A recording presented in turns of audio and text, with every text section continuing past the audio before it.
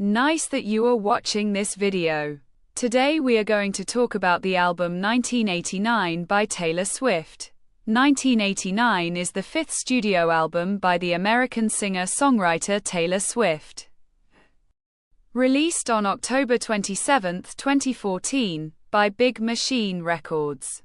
Executive produced by Swift and the Swedish producer Max Martin, it was Swift's effort to recalibrate her artistic identity from country to pop. Swift produced 1989 with an ensemble that included Martin, Shellback, Jack Antonoff, Ryan Tedder, Nathan Chapman, and Imogen Heap. Recorded in the United States, the United Kingdom, and Sweden. The album was titled after Swift's birth year as a symbolic rebirth.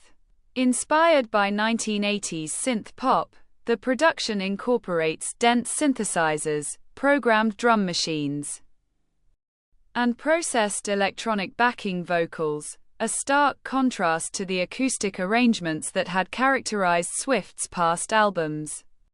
The lyrics expand on her autobiographical songwriting about love and heartbreak, depicting failed relationships from relatively light-hearted and more complex perspectives. 1989 was promoted with the 1989 World Tour, the highest-grossing concert tour of 2015. 5 of the album's singles, Shake It Off, Blank Space, Bad Blood, Style, and Wildest Dreams, charted in the top 10 of the Billboard Hot 100, with the first 3 reaching number 1. In the United States, 1989 spent 11 weeks atop the Billboard 200 and was certified 9 times platinum. The album has sold 14 million copies worldwide and received platinum certifications in many countries across Europe, the Americas, and Asia Pacific. Swift and Big Machine withheld the album from free streaming services for nearly 3 years, which prompted an industry discourse on the relationship between streaming and record sales. Initial reviews of 1989 generally complimented its catchy production but were divided over the songwriting. Some critics argued that the synth-pop production undermined Swift's singer-songwriter identity, a criticism that has been retrospectively regarded as rockist. 1989 won Album of the Year and Best Pop Vocal Album at the 2016 Grammy Awards, and Rolling Stone listed it among their 500 Greatest Albums of All Time list. The album transformed Swift's status to a pop icon and promoted poptimism, but Swift's heightened fame was accompanied by media scrutiny on her public and private lives. Following a 2019 dispute regarding the ownership of Swift's back catalog, she released a re-recording, 1989, Taylor's version, on October 27, 2023. Taylor Swift had identified as a country musician until her 4th studio album, Red, which was released on October 22, 2012. By Big Machine Records, the album incorporates eclectic styles of pop and rock in addition to country. And its 2 most commercially successful singles, We Are Never Ever Getting Back Together, and I Knew You Were Trouble, are pop songs with electronic stylings. The album's associated world tour, which from March 2013 to June 2014, was the all-time highest-grossing country tour when it completed.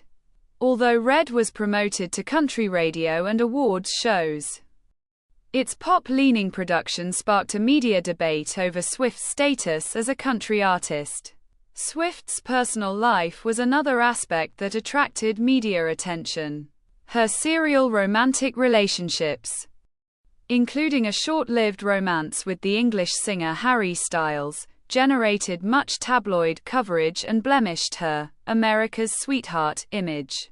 In March 2014, Swift relocated from Nashville to New York City. She recounted that moving geographically while being unattached romantically prompted her to embrace new creative ideas.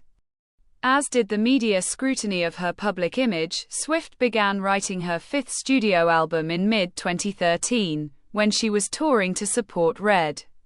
She viewed Red as an album that straddled the boundary between country and pop, and thus wanted its follow-up to be blatant pop, because she believed, you chase two rabbits, you lose them both.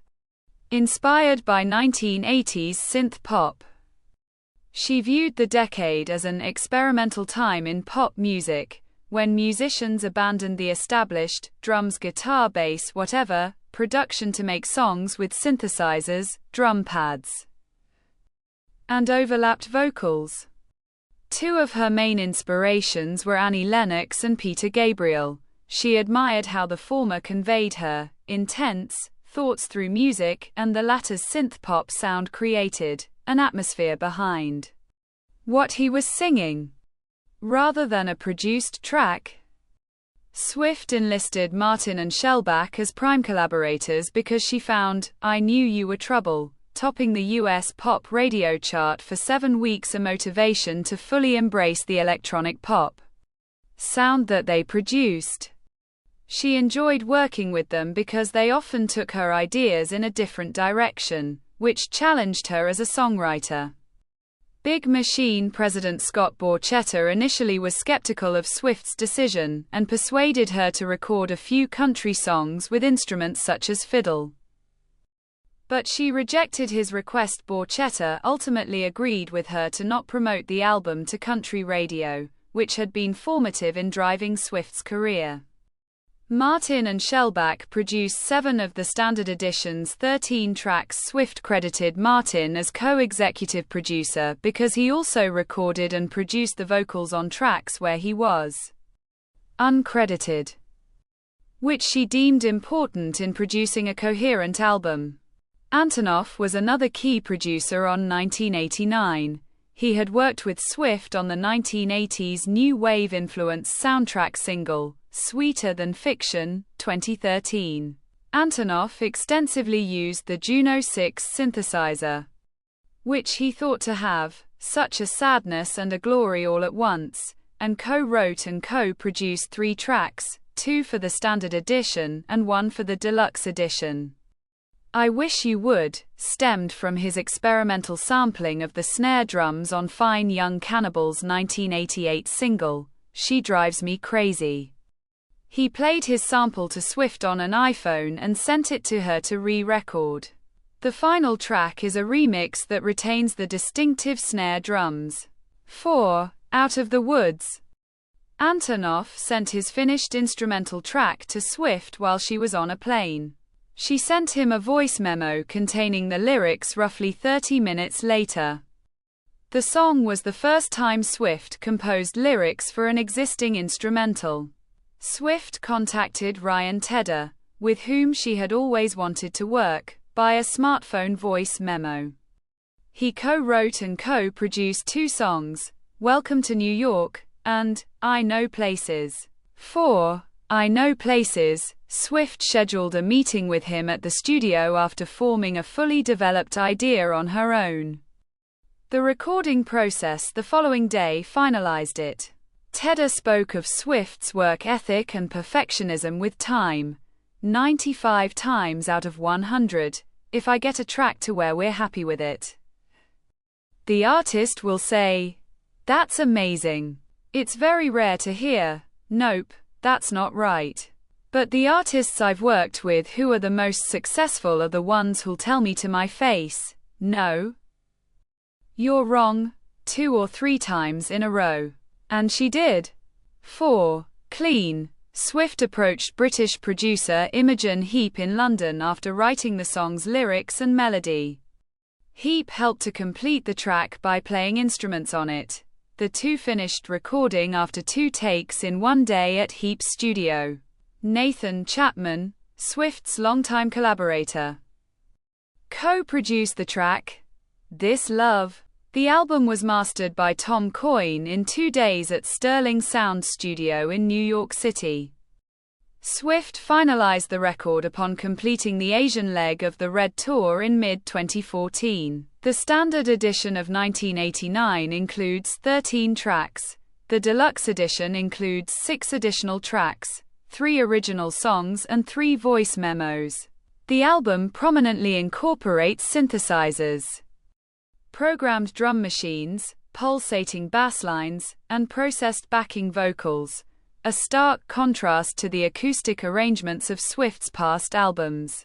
Because she aimed to recreate authentic 1980s pop, the album is devoid of contemporary hip-hop or R&B crossover elements popular in mainstream music at the time, although Swift declared her move from country to pop on 1989. Several reviewers, including the AV Club's Mara Eakin, argued that Swift had always been more pop-oriented even on her early country songs.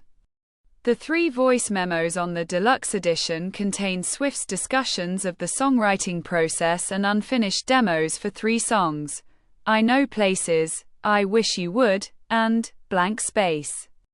Miles McNutt, a professor in communications and arts, described the voice memos as Swift's effort to claim her authority over 1989, defying pop music's gendered hierarchy, which had seen a dominance of male songwriters and producers. As with Swift's past albums, 1989 is primarily about the emotions and reflections resulting from past romantic relationships. Swift's songwriting retained its storytelling, which had been nurtured by her country music background, but it is more ambiguous and embraces pop music songwriting, prioritizing emotional intensity and general ideas over intricate details. Swift's characters in the 1989 songs cease to vilify ex-lovers and failed relationships like those on her past songs did, and instead look at them through a wistful perspective. She attributed this change of attitude to her realization of more complex relationships, in which she was also responsible for the downfall instead of completely putting the blame on the other. For USA Today's Brian Mansfield, even though the songs were inspired by Swift's personal life, they resonated with a wide audience who found themselves and their situations represented in her songs. The album's liner notes, which include a 1-sentence hidden message for each of the 13 songs, collectively tell a story of a girl's tangled relationship. Ultimately, she finds that she lost him, but she found herself, and somehow that was everything. Swift's feelings when she first moved to New York City inspired the opening track, Welcome to New York, a synthesizer-laden song finding Swift embracing her newfound freedom. Blank Space, set over a minimal hip-hop influenced beat, satirizes the media's perception of Swift as a promiscuous woman who dates male celebrities only to gather songwriting material.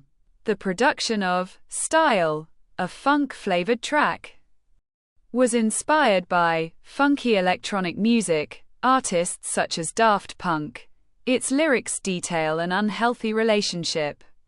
Out of the Woods is an Indiatronica-flavored synth pop song featuring heavy synthesizers, layered percussions and looping background vocals, resulting in a chaotic sound. Swift said that the song, which was inspired by a relationship that evoked constant anxiety because of its fragility, best represents 1989.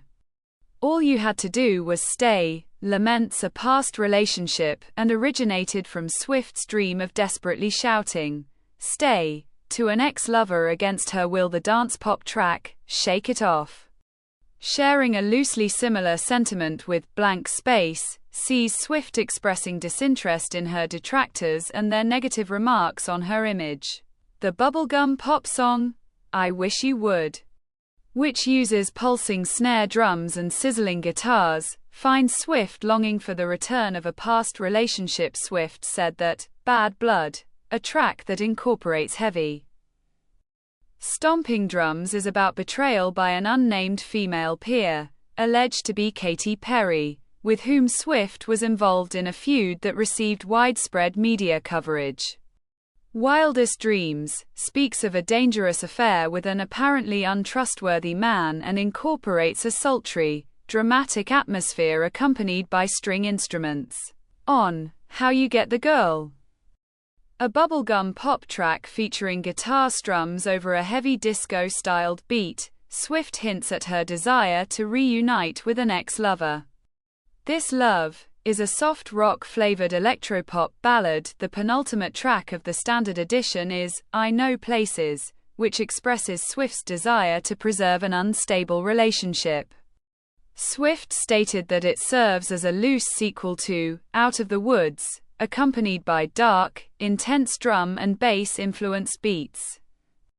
The song uses a metaphor of foxes running away from hunters to convey hiding from scrutiny. The final track on the standard edition, Clean, is an understated soft rock and synth folk song talking about the struggles to escape from a toxic yet addictive relationship.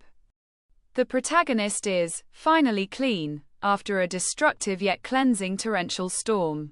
Wonderland, the first of the 3 bonus songs on the deluxe edition, alludes to the fantasy book Alice's Adventures in Wonderland to describe a relationship tumbling down a rabbit hole, inspired by Antonoff and Lena Dunham's relationship.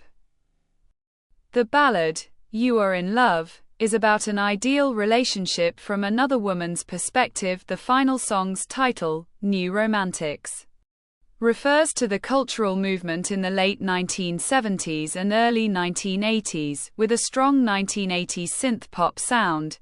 The song sees Swift reigniting her hopes and energy after the heartbreaks she had endured. Swift named 1989 after her birth year and said it signified a symbolic rebirth of her image and artistry. As creative director for the album's packaging, Swift included pictures taken with a Polaroid instant camera, a photographic method popular in the 1980s. The cover is a Polaroid portrait of Swift's face cut off at the eyes, which Swift said would bring about a sense of mystery. I didn't want people to know the emotional DNA of this album. I didn't want them to see a smiling picture on the cover and think this was a happy album, or see a sad-looking facial expression and think, oh, this is another breakup record. She is wearing red lipstick and a lavender sweatshirt embroidered with flying seagulls.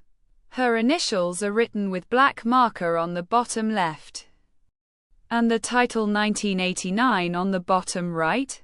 Each CD copy of 1989 includes a packet, one of 5 available sets, of 13 random Polaroid pictures, made up from 65 different pictures. The pictures portray Swift in different settings such as backdrops of New York City and recording sessions with the producers. The photos are out of focus, off-framed, with a sepia-tinged treatment, and feature the 1989 song's lyrics written with black marker on the bottom. Polaroid Corporation Chief Executive Scott Hardy reported that the 1989 Polaroid concept propelled a revival in instant film, especially among the hipster subculture who valued the nostalgia and retro element of what company stands for. Billboard in 2022 ranked the cover of 1989 as one of the 50 greatest album covers of all time. Next video we will continue about the album 1989. Don't forget to subscribe. See you next time. Bye.